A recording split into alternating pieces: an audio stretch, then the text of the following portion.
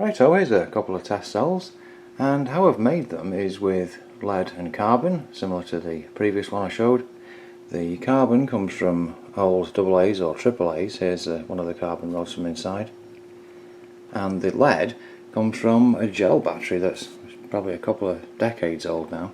You can see the individual plates inside there, and that's one of the positive plates. The positives always survive out of these things and the negatives turn to dust. The cell's made by using old solder tubes, and I cut part off, and then I'll wrap the carbon in some kitchen roll and then put a piece of one of these, you should always use gloves when doing this, a piece of one of these lead plates down the side. And in this left one we've got a plumber kind of drains liquid, which is an alkali, and in the right hand side one we've got acidic toilet bowl cleaner, so there's the acid, and I'm going to be seeing which one performs the best, running small circuits and possibly 24/7 pendulum or other kind of rotor system motors. The current from one of these is probably only a few microamps, perhaps 1-2 milliamps when they're not charged, which neither of these are, and these two are a week old. I'm seeing what happens to the kitchen roll and what have you. They're both holding up very well. I've added little bits of the plumber stuff and the acidic toilet bowl cleaner because of course they're uncapped and, well, they evaporate.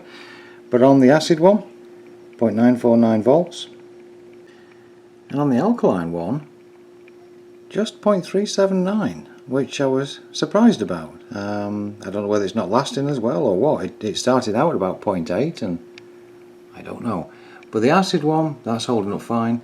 I'm going to put that now onto a partially levitated rotor using the innards from a dancing waver thing, and we'll see if that runs. So here we are with this build. It's got quite a nice gap between the magnet and the pin. I've always liked this one. It's very old now really, but normally solar powered, and as usual with this light here, there's not enough to power the thing round. So anyway, well, I am going to cover over the panels anyway, the little cells there, and I'll attach the leads of that. Here's an update to the pendulum build. It's now fitted with a 10F supercap, and I've got this piece of foam on the top to limit the UV, but it's running along very nicely indeed. Even the flies like it. That's been going 24/7 now for a few days and is showing no problems at all, like the usual spinny types, and of course the thread is holding up.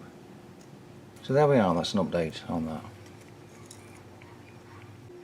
And what do you know, I just connected the minus and it started right up. Didn't have to, you know, put it into the right position with the magnet or what have you, it just spun up.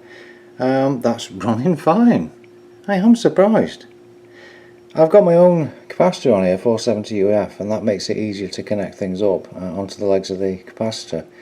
But that's running, and that's in the uncharged state. That's the major thing to me. Right, so I've tidied up the circuit. I've also taken the two panels off, and now it's just running purely on the uncharged cell.